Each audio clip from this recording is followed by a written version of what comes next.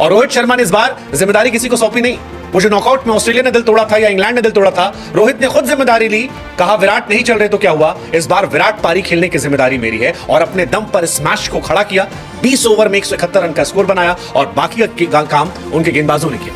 अब शायद Indian fans को समझ में आ रहा होगा कि क्यों 4-4 स्पिनर्स ले गए थे, लेकिन आज जब भारत ने इंग्लैंड को हराया तो लोगों के दिल पर सुकून आ रहा है, क्योंकि ये मैच सिर्फ एक मैच नहीं था, ये उस ख्वाब को मुकम्मल करने की तरफ एक बड़ा कदम है जहां पर इंडिया फाइनल खेलने जा रही है। ये बदला था उन हमेशा इस बात की फेवर में था कि इंडिया को ये टूर्नामेंट जीतना चाहिए। मुझे तकलीफ हुई लास्ट ईयर भी कि हिंदुस्तान पिछला वर्ल्ड कप भी हारा और वो नहीं हारना चाहिए, बिल्कुल नहीं हारना चाहिए था, क्योंकि इंडिया वेल डिजर्व था। दूसरा, रोहित शर्मा की कैप्टनसी आपको पता ही है, उसका एक आइडिया है, उसके मशवरे, प्रेस कॉन्फ्रेंसेज, एक ही चीज़ वो बार बार कह रहा है, इम्पैक्ट डालना है मैंने और मुझे ये वर्ल्ड कप जीतना है, तो उसको वर्ल्ड कप जीतना चाहिए और उसका अच्छे नोट पे एंड भी होना चाहिए। बिल्कुल। अस्सलाम वालेकुम दोस्तों, उम्मीद है कि आप सब खैरियत से होंगे, ठीक ठाक होंगे। के बारे में इंडियन मीडिया क्या कहता है और अपने जो टीम है उसके बारे में क्या कहता है, पाकिस्तानी मीडिया क्या कहता है, उनका रिएक्शन आया है। तो चलते हैं और वीडियो देखते हैं कि क्या ऐसा जो मीडिया है, इंडियन मीडिया ने क्या ऐसी बातें बोली हैं। तो चलते हैं, वीडियो का आगाज करते हैं। वो साल 2021 था जब पाकिस्तान ने इंडिया को T20 वर्ल्ड कप में 10 विकेट से हराया था। वो साल 2022 था जब इंग्लैंड ने हमें 10 विकेट से हराया था।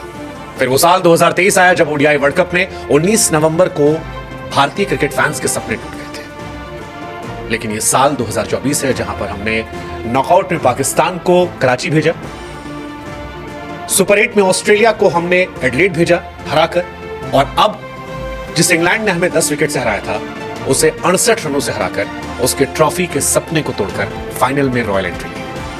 Ladies and gentleman, this is new India, Rohit Sharma की इंडिया, जो अब फाइनल का आखिरी मुकाबला खेलने के लिए साउथ अफ्रीका के सामने जा रही है। ये मैच आसान मैच नहीं था, क्योंकि इंडियन फैंस इस बात को मानकर बैठे थे कि अगर इस मैच में इंडिया हार गई तो शायद वो दिल टूट जाए। वो जो रॉकस्टार मूवी में एक सीन दिखाया गया था कि इस बार दिल नहीं टूटना चाहिए। इंडियन फैंस भी अपने अपने ईश्वर अल्लाह वाहेगुरु को मानकर यही बैठे थे, और रोहित शर्मा ने इस बार जिम्मेदारी किसी को सौंपी नहीं। वो जो नॉकआउट में ऑस्ट्रेलिया ने दिल तोड़ा था या इंग्लैंड ने दिल तोड़ा था, रोहित ने खुद जिम्मेदारी ली। कहा विराट नहीं चल रहे तो क्या हुआ, इस बार विराट पारी खेलने की जिम्मेदारी मेरी है, और अपने दम पर इस मैच को खड़ा किया। 20 ओवर में 171 रन का स्कोर बनाया और बाकी का काम उनके गेंदबाजों ने किया। अब शायद इंडियन फैंस को समझ में आ रहा होगा कि क्यों 4-4 स्पिनर्स ले गए थे, लेकिन आज जब भारत ने इंग्लैंड को हराया तो लोगों के दिल पर सुकून आ रहा है, क्योंकि ये मैच सिर्फ एक मैच नहीं था, ये उस ख्वाब को मुकम्मल करने की तरफ एक बड़ा कदम है जहां पर इंडिया फाइनल खेलने जा रही है। ये बदला था उन आंसुओं का जो हमने साल 2022 में 10 विकेट से हार के बाद गवाए थे।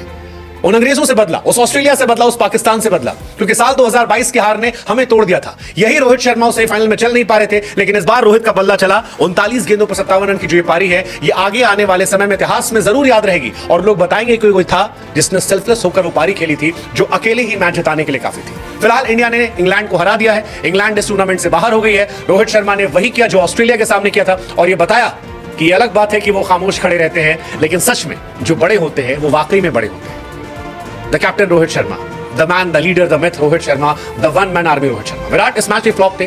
विराट और ऋषभ पंत के आउट होने के बाद पल भर के लिए लगा था लोगों को क्या 2022 दोहराया तो नहीं जाएगा, लेकिन रोहित ने कहा नहीं, ये अलग इंडिया है, इस बार बैलेंस इंडिया है। टीम इंडिया में कमजोरियां हैं, दुबे की कमजोरी है, जडेजा की फॉर्म उतनी अच्छी नहीं है, विराट चल नहीं पा रहे हैं, लेकिन आपके पास रोहित है, वो रोहित जो आपको T20 फाइनलिस्ट बना रहा है, जिसने इंडिया के लिए सबसे ज्यादा रन बनाए, जिसने कप्तान के तौर पर इस टूर्नामेंट में सबसे ज्यादा रन बनाए, जिसने अपना बेस्ट ऑस्ट्रेलिया के सामने बचा के रखा था, जिसने सेमीफाइनल में इंडिया को जिताने वाली पारी खेली है, और जिसने अब तक इंडिया को अनबीटेबल बना के रखा है। That is Rohit Sharma. अस्सलाम वालेकुम, वेलकम टू यूट्यूब चैनल। और इंडिया ने कॉम्प्रिहेंसिवली एक ठीक ठाक किस्म की फेंटी जो वेल डिजर्व थी वो लगाई, और बहुत खुशी हुई हिंदुस्तान को देख के कि हिंदुस्तान वेल डिजर्व टीम है, जिसके पास बैटिंग पूरी है।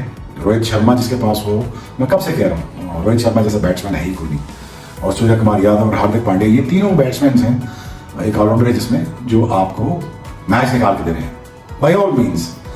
तो बहुत खुशी हुई, बहुत ठीक ठाक किस्म की फेंटी लगाई। ये मुझे जरा कोई बता दे, मेरे फैंस, मेरे सब्सक्रिप्शन जिन्होंने मुझे फॉलो किया हुआ है, मुझे जरा ये सवाल का जवाब दे दें। मैं आपसे जरा सवाल पूछता हूँ कि ये किस आइंस्टाइन ने कहा था इंग्लैंड को टॉस जीत के आपने माशाल्लाह दूसरी बैटिंग करनी, मतलब कोई कौन सा साइंसदान इनके पास जिन्होंने कहा यार ये 3 स्पिनर हो जिस टीम के पास, अक्षर होगा, कुलदीप जो मैच विनर है, ठीक है, फिर जडेजा होगा, फिर उसके बाद आपका बुमराह होगा।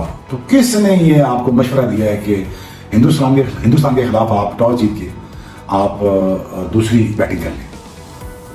यार अजीब, मैं आपसे सवाल कर रहा हूँ।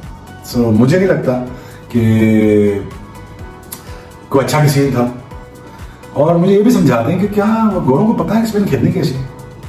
वो इंडियन मैनेज कर सकता है स्पिन को, ठीक है, रोहित शर्मा मैनेज कर सकता है, उसने आदिल को मैनेज किया, क्या मसला? कोई मसला नहीं, हिंदुस्तान के लिए कोई मसला नहीं, वो खेलते रहते हैं, तो स्पिन के लिए मसला नहीं है।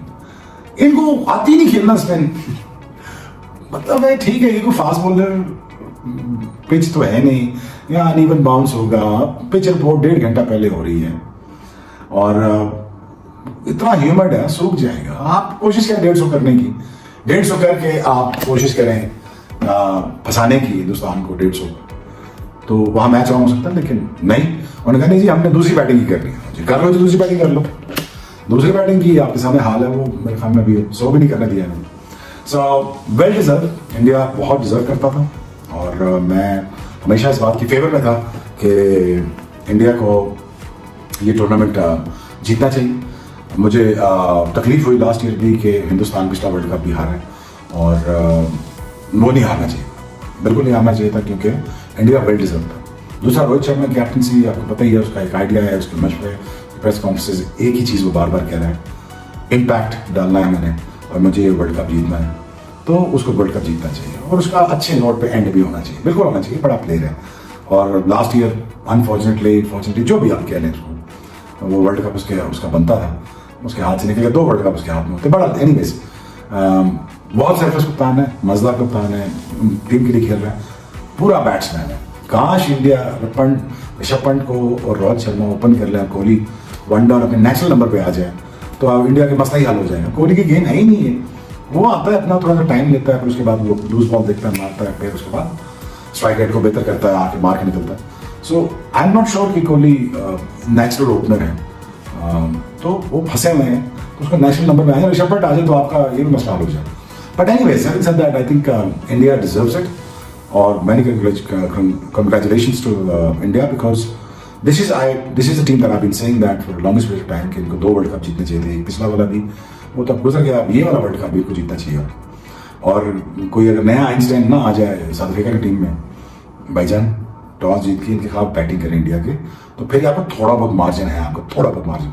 अदरवाइज पहला फाइनल खेल रहा है साउथ अफ्रीका, बहुत मुबारक हो उनको, लेकिन इस परफॉर्मेंस के बाद वो भी डरेंगे हिंदुस्तान से कि मुश्किल पड़ गई भाई, इन 3 स्पिनर के खिलाफ कौन रन करेगा। But again wish them all the best India, you deserve to go through the finals and you did that, और आपको जीतना चाहिए world cup. That's all I know because you are the best team so far, because of batting bowling, आपके पास fielding पूरी, कप्तान आपका शहजादा है और सेल्फलेस आदमी है, वो वर्ल्ड कप जीतना चाहता है। अब उसका यह ड्रीम कम टू गया, बिकॉज पिछला वर्ल्ड कप मुझे लगा यार बड़ी जाती हुई थी उसको। Wish you all the best.